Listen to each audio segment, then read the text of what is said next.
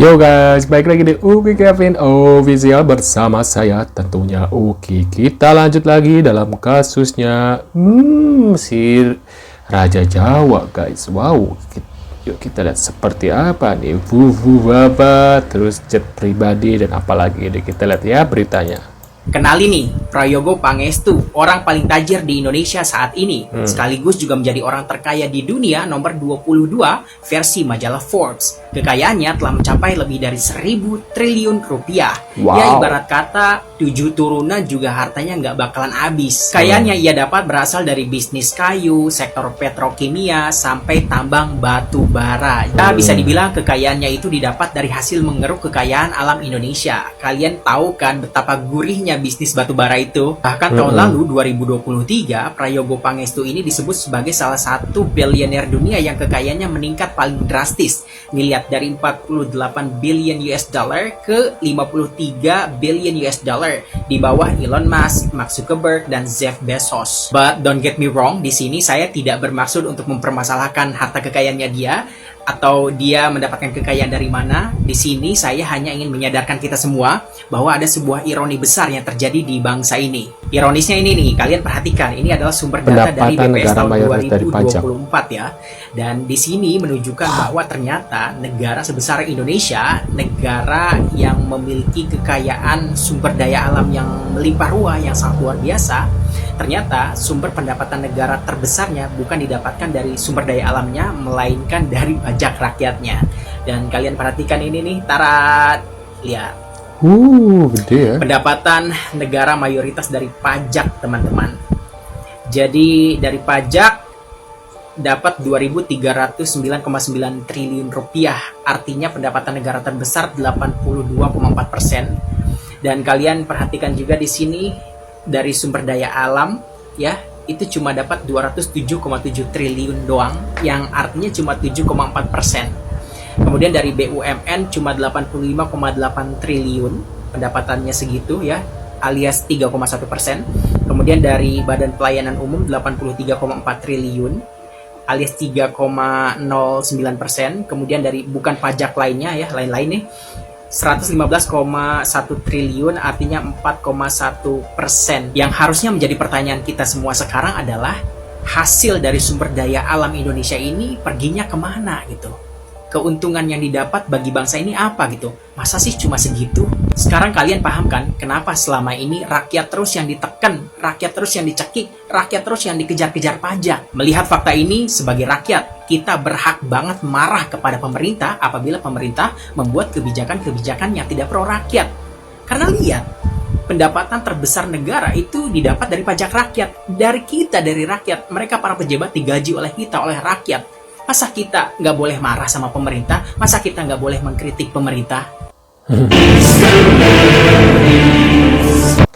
Viral. Wow, kalau ini benar, wow banget Pak Mulyono. Mengejutkan, pemerintah sembunyi data uang. Total utang 12.000 triliun, bukan 8.144 triliun. 8.000 triliun aja udah banyak banget, apalagi ini hampir 13.000 triliun. Wow. Wah, Bapak pembangunan katanya rakyat kecil menjerit, Pak, tobat Pak, katanya gitu guys. Waduh, ini benar nggak sih guys berita seperti ini guys? Yuk kita lanjut lagi di video selanjutnya guys. Harus dipertanggungjawabkan. Harus dipertanggungjawabkan. Siapa yang mempertanggungjawabkannya? Presiden yang akan berhenti itu. Jadi jangan kira setelah berakhir masa jabatannya dia lepas dari tanggung jawab. Semua bengkale-bengkale yang ditinggalkan itu harus dia pertanggungjawabkan secara hukum. Nah, kalau Anda bicara mengenai pemerintahan negara, tidak ada maaf, Pak. Dia bisa berjasa besar, tapi begitu dia melakukan kerusakan, dia bertanggung jawab atas kerusakan itu, dan jasa-jasanya itu harus kita kesampingkan. Kalau bicara jasa kepada negara ini, Pak, apa yang kurang dari Bung Karno? Tapi Anda kan tahu apa yang terjadi dengan Bung Karno, gitu. Pak Harto pun sama. Jadi jasa-jasa itu akan batal oleh kesalahan-kesalahan besar yang dilakukan oleh seseorang pemimpin. Karena ini soal pemimpin. Kalau dia bukan pemimpin, masalah biasa, masih Anda bisa bagi. Oh, ini jasanya, ini kebaikannya. Kalau pemimpin tidak bisa. Karena pemimpin itu disumpah untuk berbuat baik. Begitu dia gagal berbuat baik, dia melanggar sumpahnya sendiri. Itu persoalan. Jadi, ya bagaimanapun juga kalau dicari-cari mesti ada saja kebaikannya. Tapi saya tidak percaya bahwa dia itu betul-betul berbuat baik gitu. Karena apa yang dibicarakan sebagai infrastruktur itu kan masih bisa dipertanyakan. Ya, yang mangkrak berapa? Manfaatnya buat rakyat apa? Ya, faktanya infrastruktur, Anda bicara infrastruktur, ekonomi kita berantakan. Jangan selalu bicara ekonomi makro. Anda bicara mengenai ekonomi di lapangan itu orang susah dapat kerja, orang susah menyekolahkan anak. Ya, bahkan terjadi semacam pengkhianatan terhadap hak-hak pendidikan itu. Kita salah menghadirkan pemimpin. Ini faktor manusianya, Pak. Jadi ini bukan ini bahkan menurut saya lebih berkenaan dengan kepribadian, dengan karakter. Kita salah pilih. Kalau mau disebut seperti itu.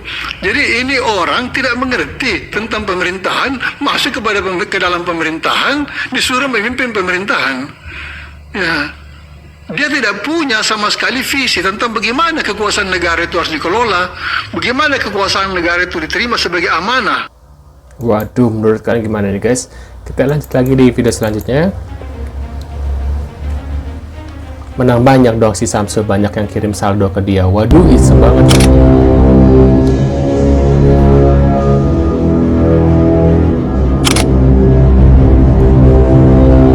Wow. Ketika teknologi bocorin rahasia anak presiden dan akun GoPay. Jadi gini ceritanya sob.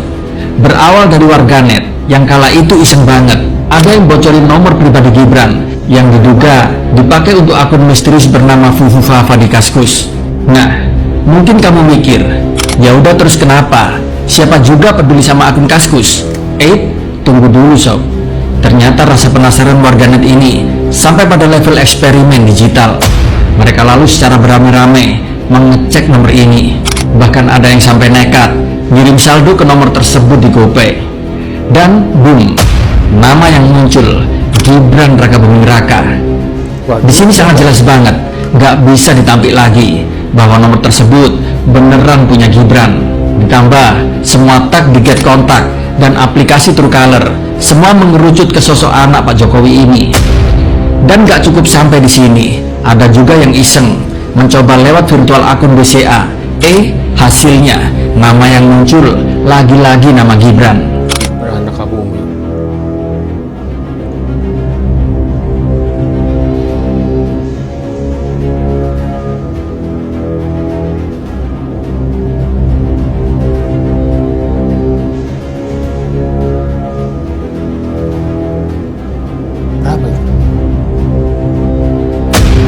Jadi sekarang kita tahu dugaan bahwa orang di balik akun Fufu Fafa ini adalah Gibran. Gak cuma sibuk di dunia politik, tapi juga sempet-sempetnya nongkrong di forum Kaskus dengan akun yang cukup unik lah. Kok bisa gitu ya? Nah, disinilah kita bisa ketawa pahit. Akun yang diduga milik anak presiden ini, yang mestinya punya protokol keamanan kelas atas, malah ketahuan punya akun klamsi. Iya kan? Satu akun buat semua, Kaskus, GoPay, hingga BCA. Netizen pun sampai berkomentar, klamsi banget ya, definisi satu akun buat semua.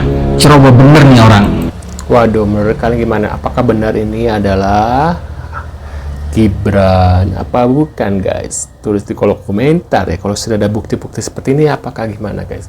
Menurut kalian gimana? Tulis di kolom komentar. Terima kasih sudah hadir dan jangan lupa bantu subscribe Kevin dan sampai jumpa di video selanjutnya. Aduh, nggak takut bang nanti ada tiba-tiba ada bakso lewat, bakso gitu ya. See you guys.